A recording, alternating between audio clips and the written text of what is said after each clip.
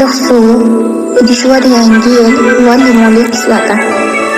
Limonli kislotamizdan iliq suvimizga oz miqdorda solib olamiz. Xuddi shu massada idishlaydigan gelimizdan ham solamiz.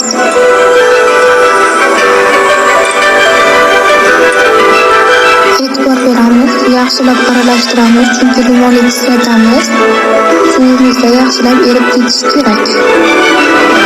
Undan so'ng esa o'zimizning zargarli buyumlarimizni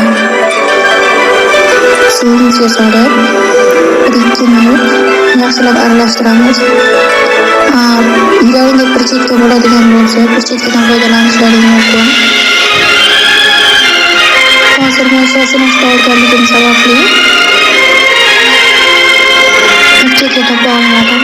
Shu sababdan xuddi shu holatda 1-2 minut ushlab turilgandan so'ng yana boshqa zargarli buyumlaringizni ham xuddi shu holatda yuvib olishingiz mumkin.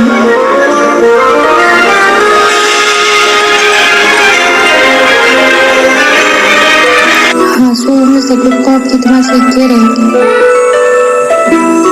Zargarli buyumimiz.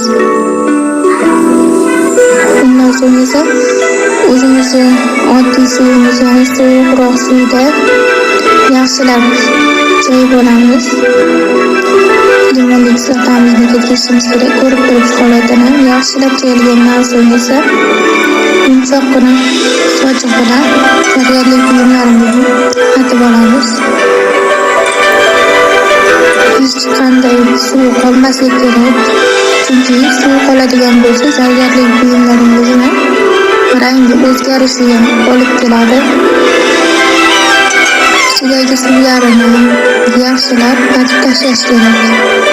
Shunda sizning zargarli buyumingiz sizga uzoq muddatga xizmat qiladi.